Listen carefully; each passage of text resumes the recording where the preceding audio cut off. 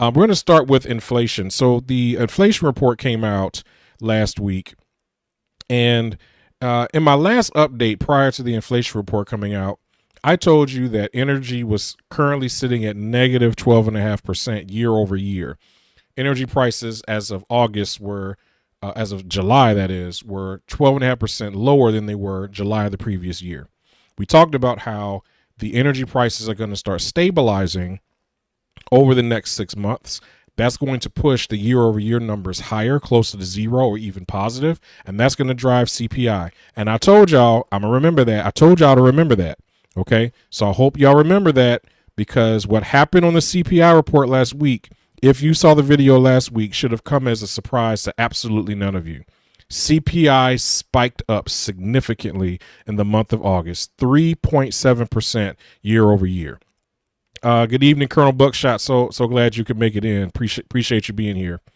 CPI spiked up to 3.7% in August. That's up from 3.2% in July. So all of this talk and all this nonsense about the Fed saying the 2% is their goal, clearly we're going in the wrong direction.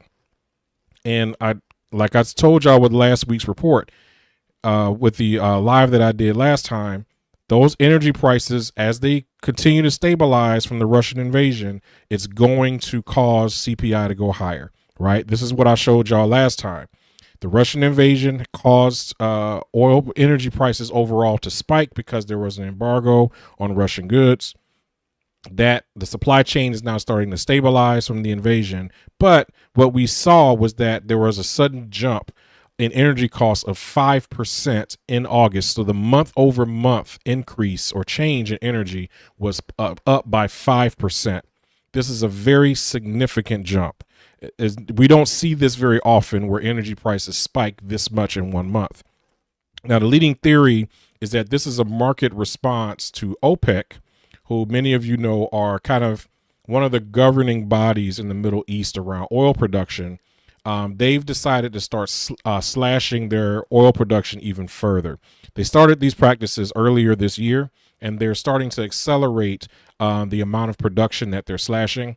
Obviously, as the supply of oil goes down, the price goes up. We've talked many times on this channel about basic macroeconomic forces, and they are basically trying to manipulate the price of oil higher to earn more money, and that's clearly working. A lot of you may already start to feel this at the pump.